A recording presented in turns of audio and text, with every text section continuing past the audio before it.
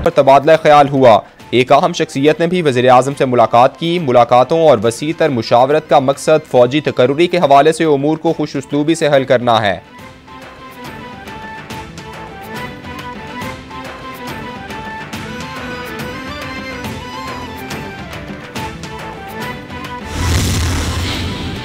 साबिक सदर आसिफ जरदारी की वज़ीर आज़म हाउस आमद। वज़ीर आज़म शहबाज शरीफ ने इस्तकबाल किया। आसिफ अली जरदारी ने वज़ीर आज़म शहबाज शरीफ की मिजाज पुरसी की। शहबाज शरीफ ने साबिक सदर की आमद पर उनका शुक्रिया अदा किया।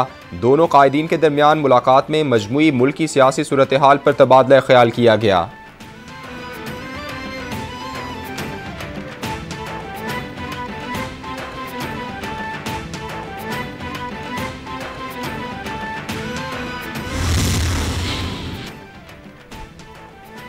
साबिक वज़ीर आज़म नवाज शरीफ का दौरा यूरोप के बाद मुमकिना तौर पर तुर्की का दौरा मुतवक्के। नवाज शरीफ उस वक्त तुर्की जाएंगे जब वज़ीर आज़म शहबाज शरीफ भी वहां मौजूद होंगे। नवाज शरीफ के पास सिफारती पासपोर्ट मौजूद, बगैर वीज़ा तुर्की रहने की इजाज़त होगी।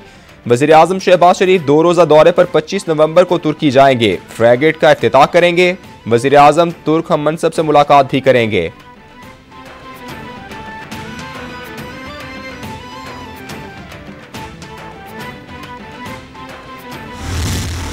हम एक बड़े यानी डबल क्राइसिस से निकले थे। एक तो पहले ही हमारा जो मैसिव करंट अकाउंट डेफिसिट था और दूसरा कोविड का जो मसले आए। आज जिधर हम खड़े हैं, ये कौन आज प्रेडिक्ट कर सकता है कि 1 महीने के बाद क्या होगा पाकिस्तान में? किसी को भी नहीं पता। इसीलिए सारे जो बाहर की भी बिजनेस जो फाइनेंस कम्युनिटी है वो भी उसका रिफ्लेक्ट कर रहा है। ये जो CDS पाकिस्तान का पहुंच गया 122 पे, वो रिफ्लेक्ट कर रहा है कि वो अब नहीं फील करते कि पाकिस्तान की इकोनॉमी अपनी लायबिलिटीज बीट कर सकती है। चेयरमैन PTI इमरान खान कहते हैं मसाइल का हल इलेक्शन है। अक्सरियत से आने वाली हुकूमत कानून की हुक्मरानी कायम करे। ताकतवर हुकूमत होगी तो मुल्क में अपनी पॉलिसीज पर अमल दरामद करा सकेगी। मुल्क में हर जगह माफिया बैठे हैं। हमने इक्तिदार संभाला तो हालात बहुत बुरे थे। मैंने कहा था ये लोग मुल्क को डिफॉल्ट की तरफ लेकर जाएंगे। आज हम जहां खड़े हैं, ये कौन कह सकता है कि 1 माह बाद कहां होंगे?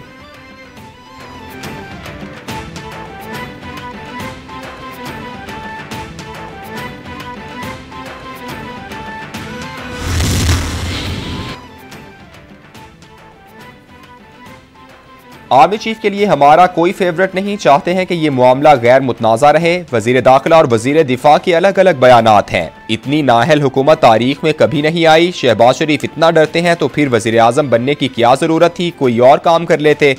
बार बार बैरून मुल्क चले जाते हैं। जब तक नए इंतखाबात नहीं होंगे मुल्क में इस्तेहकाम नहीं आएगा। PTI रहनुमा फवाद चौधरी की मीडिया से गुफ्तगू।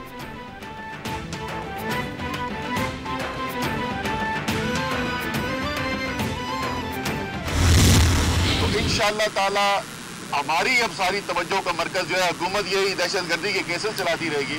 हमारे अगले दिनों के अंदर जो तमाम हमारा मरकज है इस वक्त वो है कि हमने ये जो पाकिस्तान की तारीख का सबसे बड़ा इज्तिमा होने जा रहा है, जो पाकिस्तान के हर कोने से मजमा आना है, इतनी बड़ी तादाद में लोग जो आने हैं उनके लिए इंतजामात क्या करने हैं।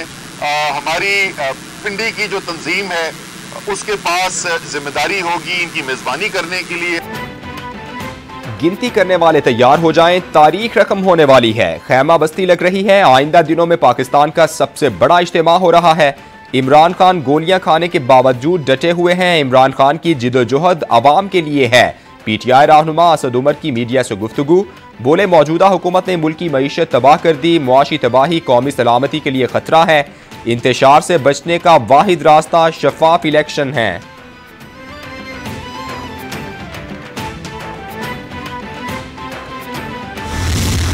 IMF ने आपसे बात करना बंद कर दिया, या बात तो कर रहे हैं, लेकिन अक्टूबर में आना था उन्होंने 9th ट्रांच के लिए।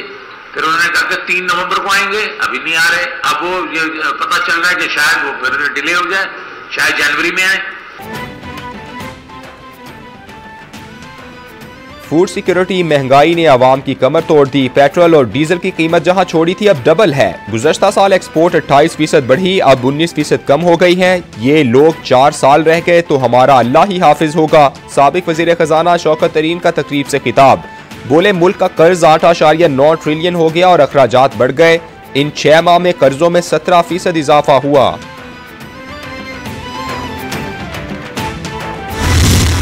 ये इस बात की एक नुमाया दलील है कि इंशाअल्लाह अगले इलेक्शन में फतह जो है वो पाकिस्तान मुस्लिम लीग नून की होगी। जिस तरह 2018 के इलेक्शन चोरी किए गए, आज शाहिद खाकान अब्बासी कहते हैं अगले इलेक्शन में जीत मुस्लिम लीग नून की होगी। आज के हालात की जिम्मेदारी धांधली से आने वाली साबिका हुकूमत पर है। इमरान खान के मार्च का मकसद आर्मी चीफ की तैनाती पर असरअंदाज होना है। बताएं आज भी किस मकसद के लिए कोशिशें कर रहे हैं। इनके दौर में मुल्क को नुकसान पहुंचाने के लिए अमरीका से ताल्लुकात खराब किए गए। 4 साल सियासतदानों की पगड़ियां उछाली गईं।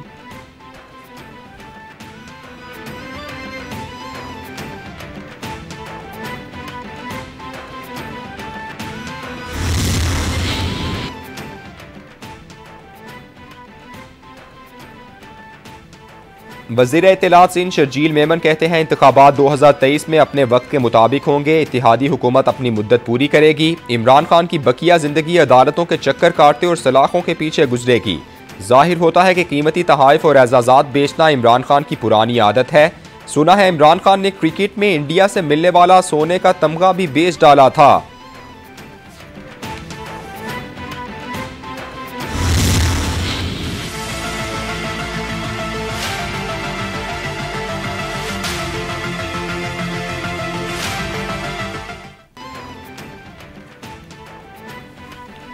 हकीकी आज़ादी मार्च को कामयाब बनाने का mission. Chairman PTI Imran Khan का जमान पार्क में डेरा। पार्टी रहनुमाओं से अहम मुलाकातें। इमरान खान से बरतानवी हाई कमिश्नर की भी मुलाकात, खैरियत दरियाफ्त की। उमर सरफराज चीमा, जुल्फी बुखारी भी मिले। मुलाकात में मौजूदा सियासी सूरत हाल पर तबादला ख्याल हुआ। इमरान खान की आज़ादी मार्च की सिक्योरिटी फुल प्रूफ बनाने की हिदायत। चेयरमैन PCB रमीज राजा भी मिले, खैरियत दरियाफ्त की।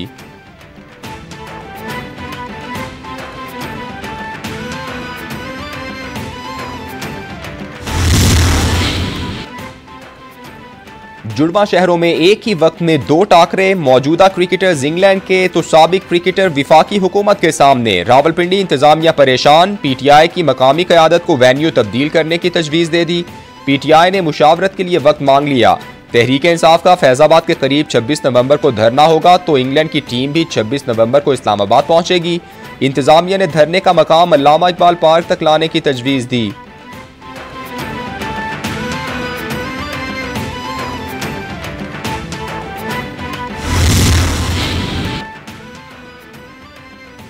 इलेक्शन कमीशन का बड़ा फैसला। कराची और हैदराबाद डिवीजन में 15 जनवरी को बल्दियाती इलेक्शन करवाने का ऐलान। इलेक्शन कमीशन ने समाअत के बाद 15 नवंबर को महफूज फैसला सुना दिया।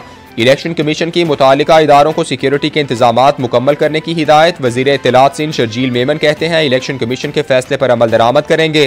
कहा था पुलिस सैलाब ज़दा इलाकों और इस्लामाबाद में मसरूफ है।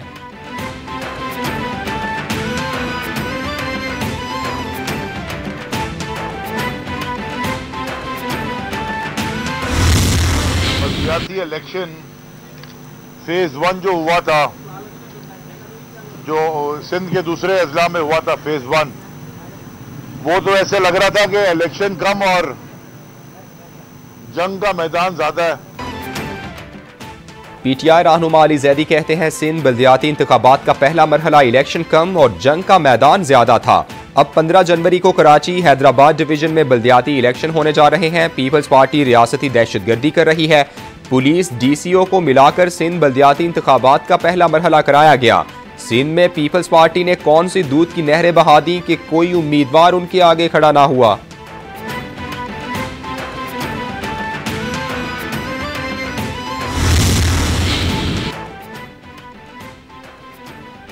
विफाकी वजीर बराए तवानाई इंजीनियर खुरम दस्तगीर ने 500 kV सुखी किनारी ट्रांसमिशन लाइन की बुनियाद रख दी। बोले हाइड्रो, सोलर और विंड जराए से माहौल दोस्त और सस्ती बिजली की पैदावार पर तवज्जो है। ट्रांसमिशन लाइन से बिजली की पैदावार को कौमी ग्रिड में शामिल किया जाएगा। मंसूबा नवंबर 2024 से सालाना 3 बिलियन से जायद यूनिट बिजली पैदा करेगा। 6000 से जायद अफराद को रोजगार मिलेगा। सस्ती बिजली मिलेगी।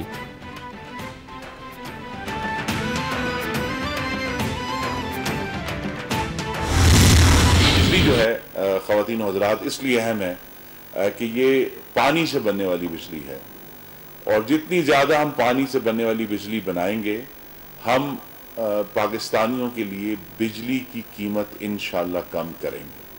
तो ये सिर्फ ट्रांसमिशन लाइन नहीं है जिसका आज हमने संगे बुनियाद रखा है, ये पाकिस्तान में सस्ती और वाफर बिजली रखने की बुनियाद है।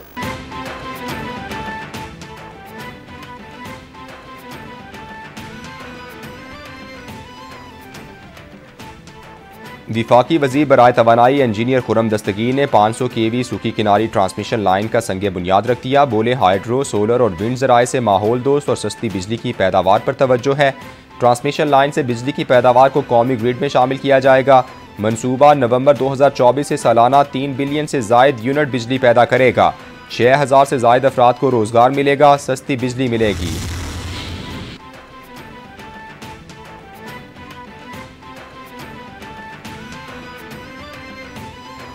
वज़ीर आला पंजाब से USAID पाकिस्तान के मिशन डायरेक्टर की मुलाकात। डेवलपमेंट पार्टनरशिप बढ़ाने पर इत्तेफाक। USAID की क्लीन एनर्जी और स्मॉल डैम्स की तामीर के लिए ताउन की यकीन दहानी।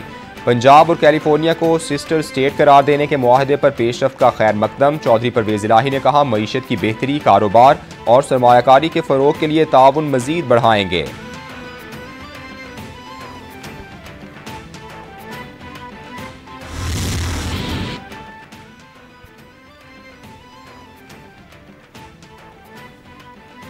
सखर हैदराबाद मोटरवे मंसूबे के फंड्स में 2 अरब 14 करोड़ रुपए की corruption. Deputy commissioner Matiari Adnan Rashid के दौरान तफ्तीश अहम इंकिशाफात।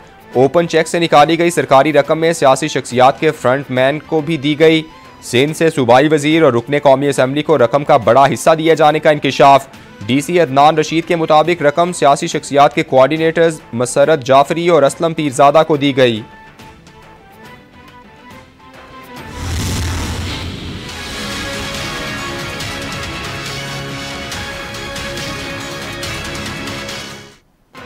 और मुल्क भर में खुश्क सर्दी की लहर बेशतर।